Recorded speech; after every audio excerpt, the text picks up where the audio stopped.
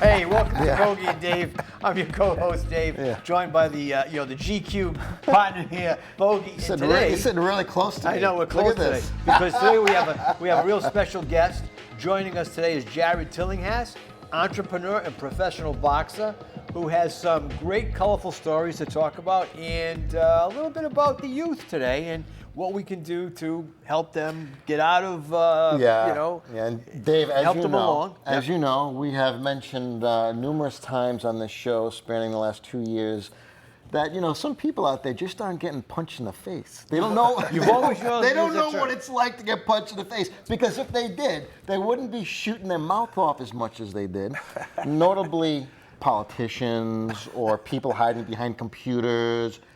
So I said, you know what? Let's have Jarrod Tillinghast on here, a professional boxer, because Jarrod has also taught boxing. He has worked with kids, and he can speak firsthand of the benefits that kids can gain from learning how to fight, learning the old school techniques, squaring it off. And you're also just started to promote an amazing platform in which you're taking street grudges and you're putting them on the huge stage, inside of the ring, where they could duke it out.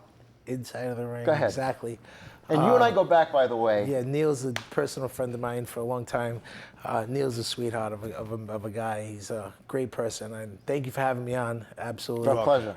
So what my friend, my dear friend Richard Capiello from Boston, who's a big promoter in Boston. He does all those fights. Rocky Marciano's cousin. They own Capiello Boxing in Boston. Now, Rich and I have been friends a long time. I fought a lot of Diamond Belt, Marciano titles, Golden Glove championships. I fought a lot of fights on his cards that he's held in Boston at the Roxy and different venues. And I also fought a lot of pro fights on his card. He was my promoter along with Jimmy Birchfield. So I went back and forth from Boston and Rhode Island, and both these guys are amazing to me. Jimmy's a great guy. Rich is a great friend of mine. So Rich me and Rich sat down, and he came up with this concept of taking street fights. We sat down and we came up with this concept, taking street fights, guys that have grudges against each other, and instead of them meeting every time they see each other, which could potentially lead to guns, arrests, trouble, violence, and at our age, it's just not feasible. We're all adults. We need to go home to our families, children, and people drink a little bit and they get wild, and who knows what can happen in that environment. Anything can happen. It's dangerous. Look what just happened at Wonderland, for instance. It's a dangerous environment out there, and to be throwing punches on the street at our age, it's a different era. People are shooting you now. They're not fighting anymore. Exactly. So you just had your first match. So we just created a Brawl for It All. I had Dino Gilmet and Luis Savastano, two local guys that I'm both friendly with. And so I started promoting the fight. I had the fight already set. I was at Andino's up the hill with a couple of girls, and I was having dinner. And Louis calls me, and I could tell he's drunk. He says, "Where are you?" I said, "I'm at Andino's." He said, "I'm coming by." I said, "All right." So I'm waiting there for him. He comes in, sticks his hand in my plate, eats my food. I started shaking. I said, "Lou, keep your hands out of my plate." I said, "I'm angry now at him." So yeah. He's running his mouth about my friend who he keeps having a confrontation with. So I pull out my phone and I put him on Snapchat. I said, "Well, why don't you tell him how you feel and call him out at my event?" So that's how it originally started. So he's punching his chest, I'm ready for you, and then it went back and forth. And I started promoting the fight through this guy talking the talk, and it ended up becoming something bigger than I expected. The media, Channel 12 got involved, Street Stories got involved. We made a big story out of it, a big theme line out of it. And if you were in Rhode Island and you're from Rhode Island, I don't think there was a household that had anybody left in Rhode Island. Everybody was at my venue to see this particular fight. And this is a boxing match? This was a boxing match. Okay. We did see there's pro boxing, which is Jimmy Birchfield's the godfather of Rhode Island in pro boxing, and that's his lane. And there's amateur boxing, which USA does a lot of the amateur boxing. And then there's Brawl for It All. So I kind of created my own lane. It's fantastic. That was it, called Brawl for It All? Brawl for It All, That's a great name. Rich Capiello and myself, we kind of created our own lane with this. We we took street fights, grudges, off the streets and into the ring to settle the score once and for all. We did 3 90-second rounds, and the main event and the co-feature, we gave him a title. I said, shit, I didn't fight for a title till my fourth amateur fight. These guys are coming off the street fighting for belts, you know? Now the beauty of it is, you said just last week, after the fight, these guys were hanging out together. That's the beauty of it, you know. And that's the whole thing where this whole thing goes. Before the fight, neither one of them wanted. They were on TV saying, "I don't like him. I don't like him. I don't like him. Keep him away from me. I don't like him." The other guy, yeah, he's a bully. He's a punk. You know, and you know that's the way they really felt. And that's how they really felt. Yeah. You know, that's how they really felt. So, the preparation and the training and that's what I was going to ask you. And the blood, sweat, and tears that they're doing that nobody sees behind scenes to prepare for this. It's emotionally and mentally draining in itself. So it was nice for me to sit back as a pro fighter and someone who had to live that life, to look at these guys and watch their emotions going up. And you know, this fight went on and off 7 times. I had to reel each in, and you know, I'm not fighting. I don't know. It was. I had to kind of keep it together the whole time. Emotions were high. People were, you know, walking out in front of 1,000 people that are coming to see you fight, all Rhode Island. They're coming to see you your first time ever. You're in a boxing match. So it was a lot. It was a lot for them to deal with. And I take my hat off to them. And even though there's a winner, it's courage. Even though there's a winner and a loser, they're both champions. I agree. It's courageous. It's courageous. I It's agree. a courageous thing. A lot of people talk it, but nobody walks it. But also the preparation also was pretty healthy for them to do. Yeah, because getting ready for Absolutely. a boxing match is I had a guy who fought my co-feature, John Capabianco. He was a big smoker. He stopped smoking for my event. Now he's fighting on my next card. So now he's, you know, thank you. You made me quit cigarettes. Thank you, Jarrod. You know, so people are loving me for making them changing in their life. You know, I put changes in their life. But back to what we were saying was, they didn't like each other. They just didn't like each other. You could tell it was bad blood. Now they can go in the same room And I think there's a lot together. to learn from that. I think there's a lot kids can learn from that. Well, the respect. You got it. They gain a mutual respect for each other. Yeah. You know, win, lose, or draw, what they put themselves through in that fight, that initial fight, you know, there's a lot of opponents I fought that I had to grow a hating for, even though I didn't know them. Yeah. You know, I'm thinking this guy's going to take my family. I had to do something. But the preparation for these guys and the way they got ready for it, they gain a mutual respect at the end of the day, where they come together and now the bomb's diffused and it's put away. Now we go on to the next one. Yeah. And this is mended. You know, this fence over here is mended, and we don't have to worry about these two having a problem because now we're all together. Now, are they going to be involved in any way in the Yeah, they're part of the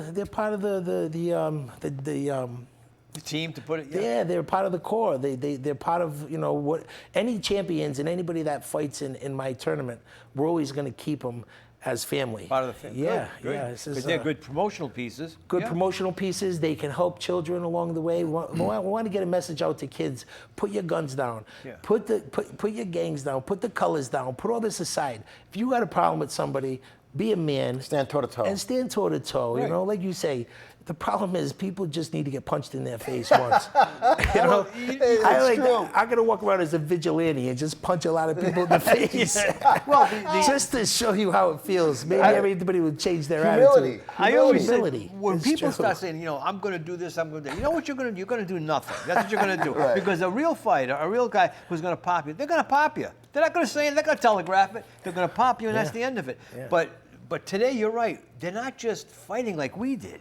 They're taking out Sucker knives, shots, too, guns, when and you're then not they looking. bring in lawyers. That's right. You know, I mean, they're bringing in lawyers for a kid in the 4th grade for like kissing a girl on the cheek, for God's sake. Yeah. That's right. You know, and I had a situation in baseball. This is ridiculous, but in Connecticut, the umpires got sued because they called a ground rule double. The ball bounced over the fence instead of a home run, and the kid is seeing a psychiatrist now because he couldn't handle it. You're That's kidding. the kid we're bringing up. That's the you're kid that's kidding playing me. sports. The umpires are being sued for And the this. parents are allowing that Yeah. to actually, My you know, kid is- instead I of know sitting that. your My kid kid's- down and saying, listen, it's a ground rule double. That's it, You know, right. you got to get yourself emotionally distraught and you got to Right. cater to that. Right. You know, Right. what are It's you all what are you about- creating? It's all about how I feel today. Yeah, It's like, yeah. no. What about your actions? You know what? Stuff like that gets people out of the damn counselors and all of that, out of the pills, right, Yeah. that make you feel better. Opiates. And you know what? You feel better about yourself. I worked out. I had a fight. Yeah, win, lose, or draw. You know what? It was good experience. Yeah, man. I couldn't agree more. I do a Fighting for a Chance. I run an organization where I deal with rehabilitating gang members. And I was doing a program at Central Falls High School for a while, and there was some, I had the superintendents involved, the special ed teachers, the chief of police, all the teachers. That's a lot to cut through, isn't it? They were all involved. I had Street Stories from Channel 12, Warp You Toe. So what I did was, because of how boxing helped me, because I was one of those kids, but I didn't go in the gang route, but I went in the... And talk about that later. And I went in the life route. So me being one of those kids, boxing, it taught me, and it wasn't just boxing, but I had the right people teaching me. I had John Dino Dennis, Peter Manfredo, Kurt Reeder. I was very blessed to have a lot of good, solid trainers that knew what they were doing. And Dino Dennis was probably the most influential because he taught me how to become a thinker under pressure. I used to get hit with a punch and I would forget everything I did and I want to go right at him. And that's where you need to control yourself. Those moments of when you're ready to throw it all away is where it matters the most. Yeah. And that is what I brought into teaching these kids how to think under pressure. It wasn't so much about the boxing game, it was about where are you in the ring. There's Discipline. so many things happening at once. As you're a fighter, you have a split 0.1 second to make choices in that ring. You're talking, you have to make a million choices so fast that you don't even have time to think. But I put these guys under pressure like that, and now they become thinkers instead of reactors. Because when you're a reactor, what do? You pull the gun out and you shoot them. That's it. Now when you think and you become, now that moment you have a second. You have to think before you and act. And the boxing that I'm teaching these kids are kicking in, and now they're thinking twice about pulling the trigger. That's Exactly. That's good. And that's kind of where I went with this. I want to put him on the spot about Crime Watch. Was it Crimetown. Crimetown. Well, he's a crime watcher too. Yeah, I know. He's chasing I'm people a crime down. watcher, vigilante. He's You name chasing it. people down. You who's, name it, I'm I heard about stealing something. I heard about Crimetown from now several people that I've got to watch this podcast. Okay, Yeah. tell us a little bit about Crime. The one that's been out there. Yeah, Okay. Crimetown is the #1 podcast in the country.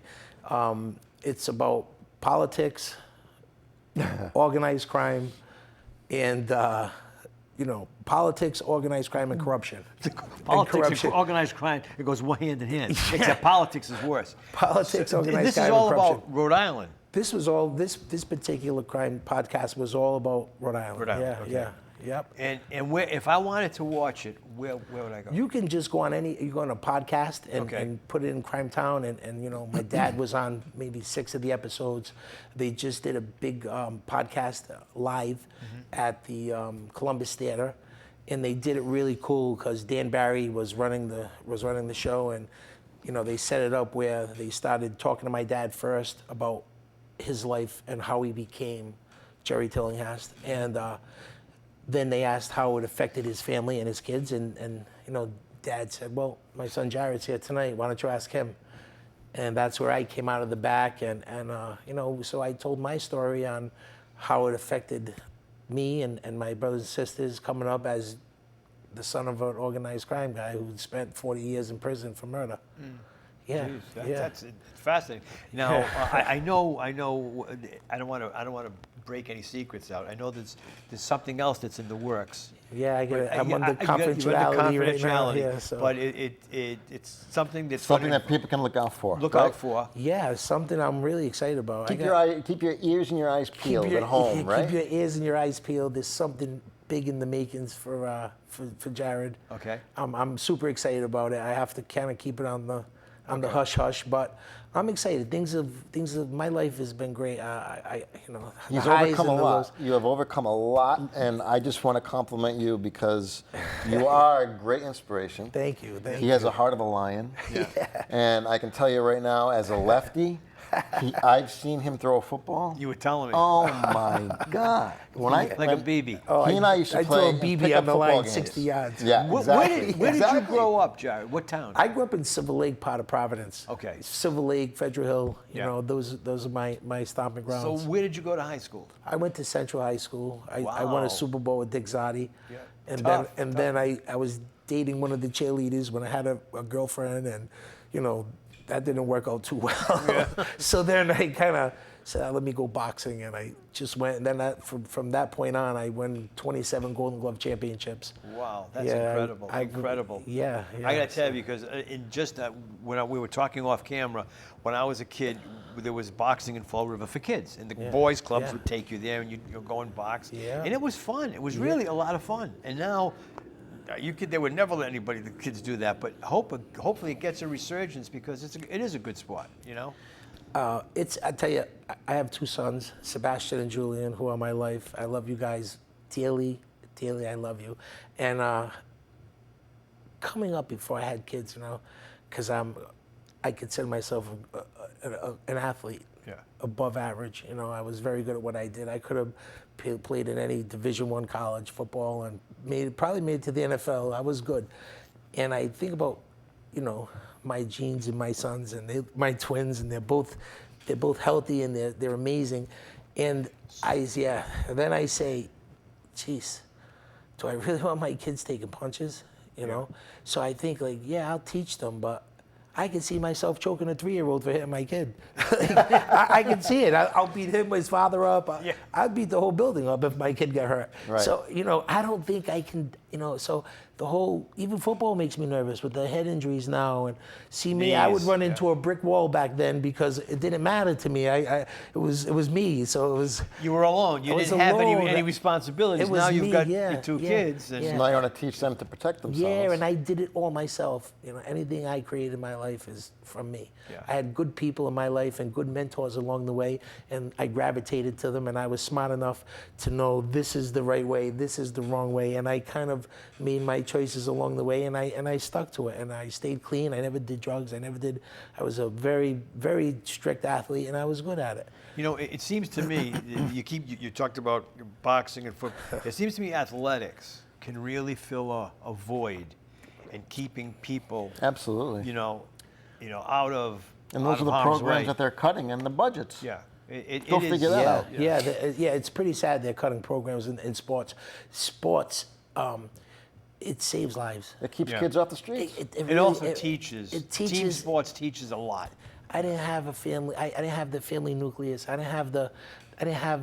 wasn't fortunate enough to have that bond of family growing up. But my teammates, my coaches, it was my go-to. It was your home. It was my go-to. Yeah. It was if I didn't have that growing up, who knows where I could be, you know? Exactly. And I was, you know, not to mention I was a good athlete, so everybody wanted to take me in and wanted to keep me with them. But, you know, I learned all my life lessons watching other people, watching other families, watching and learning and observing. I was very observant. I don't miss anything. I'm very keen. I see things that you wouldn't even know I see. I just watch and I observe, and I don't say nothing most of the time, but I don't miss anything. And I was like that from the beginning. So I would see a good family, and then I would spend a week at their house, and I would be like, wow. And then I would have to go back home and be like, geez, what is this? I can't wait to get out of here.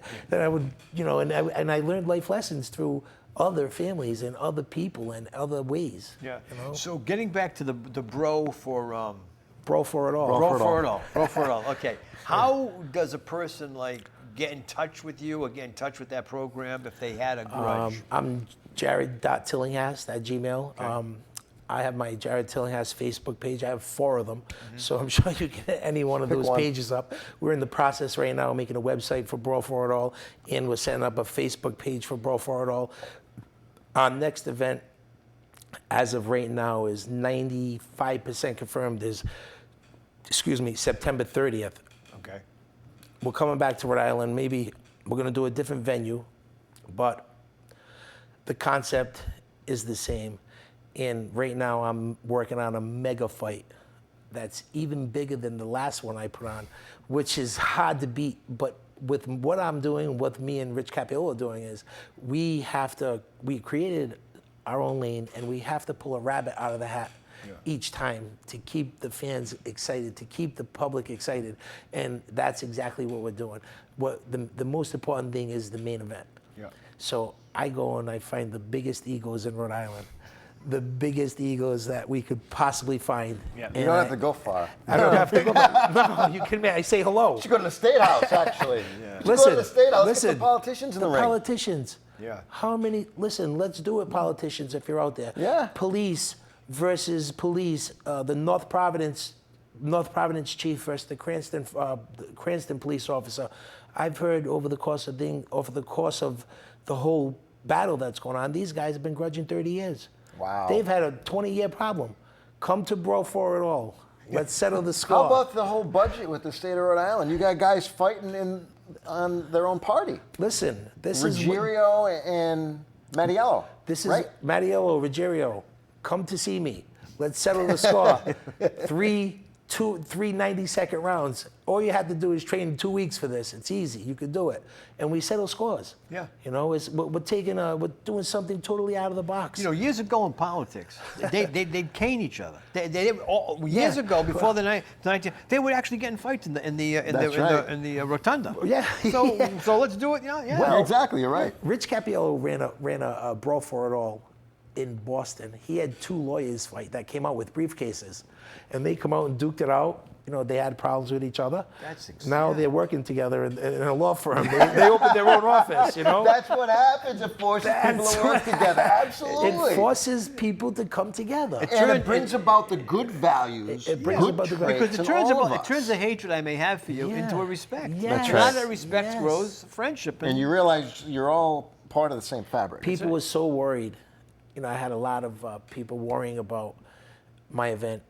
You know, the crowd. Yeah. You know, this guy's friends and this guy's friends. I see what you mean. Yeah. There was a point in the fight where I looked out in the crowd and I'm looking and I was like, wow. It was a tranquility over that. It was classy. It was elegant. It was. Which is old school. Which is old school. People were coming through. I brought people together. People haven't seen each other for 30, 40 years. Old timers came out. I had tables full of police officers here, different departments there, big organized crime figures here, there. It was just amazing. Now, when you say venue, where did you hold it? I held it. The location. David D. Dinito was amazing at the Last Resort. We did a Last Resort in Smithfield. It was outdoors.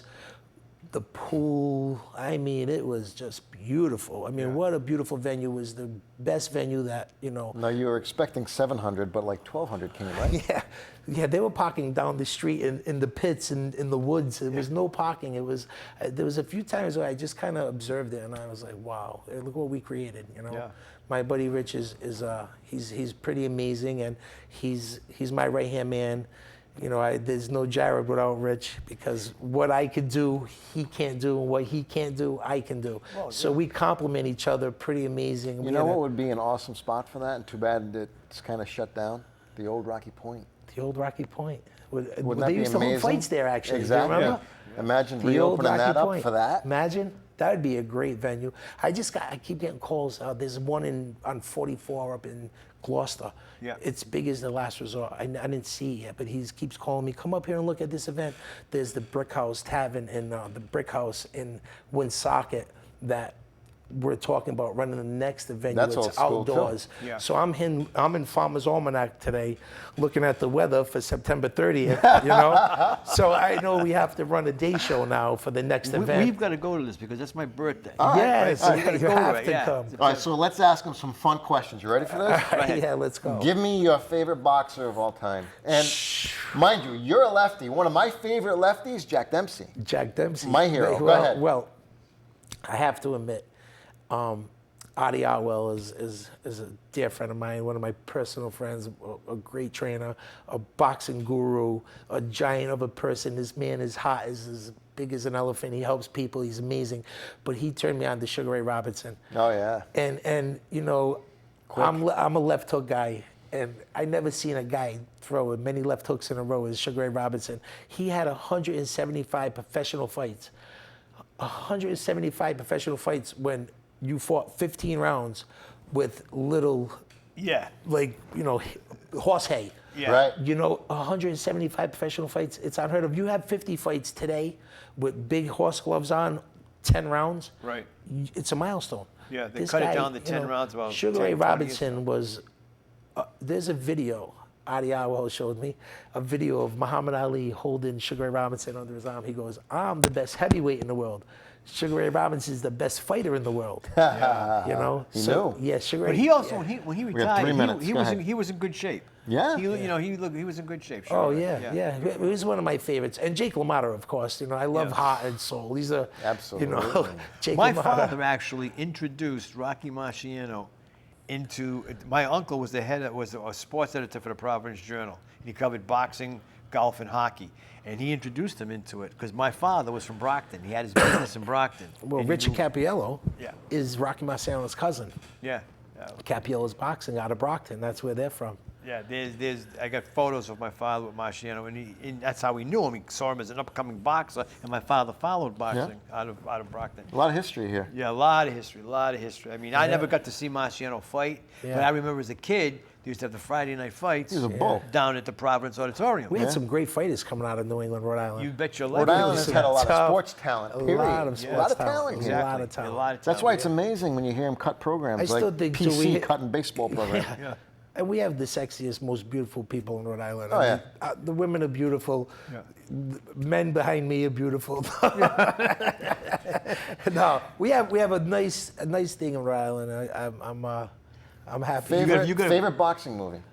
Favorite boxing movie? Do you have one? Rocky 3, man. It's just a big Rocky.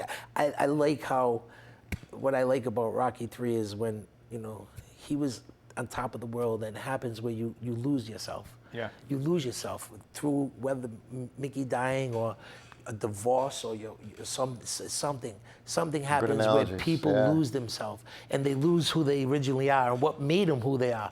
And he got it back. Yeah. And it goes to show that we all gonna lose ourselves. But in the process of life, we have to find what got us there originally. So he walked in that gym in Philly, and those guys are looking at him, and he turned around, he didn't want to be there. But Apollo brought him back from the dead because he didn't believe in himself anymore. And it happens every day. People find that moment in life where they lose themselves. They don't believe in who they are anymore. And Rocky 3 was such a message for me that, you know, because I've been Rocky 3 so many times that I had to reinvent myself. And I say, what's my name? And then I have to go back to the beginning of what made me who I was. And that's The roots. That's what Rocky 3 is. It's a really, I watch Rocky 3 before every fight because it's about redemption. Yeah. And rising above what people even expect you that's to what rise you've done. above. And that's And the we have story 30 of my seconds life. left. I just want to say thank you Neil, for coming on. man. Thanks a lot. My honor. It was great Thank you meeting you. so Yes. much. You guys are great. And Thank you. you can see Jarrod, Brawl for It All. Brawl for It All, September 30th. And stay tuned because there's a big announcement coming that we he gotta- will announce when he's able to. Hopefully we come back on here and announce it. And Yes. the last All right. question, Mayweather or McGregor? Get the fuck out of here. Sorry, I didn't know if I could say that, but I'm a McGregor guy. There you man. go, Hey, McGregor. you know what? Anything can happen. I don't see Mayweather getting beat, but I'm all McGregor. You gotta stick to my Irish. McGregor it is. Hey, We're all out of time. Thanks for watching, and hopefully we'll have Jarrod on again right before the next Brawl for It All in September 30th. Jarrod.Tillinghast At Gmail. at Gmail if you want any more information, okay? Thanks for watching. I said get the fork. Thank you. Ladies.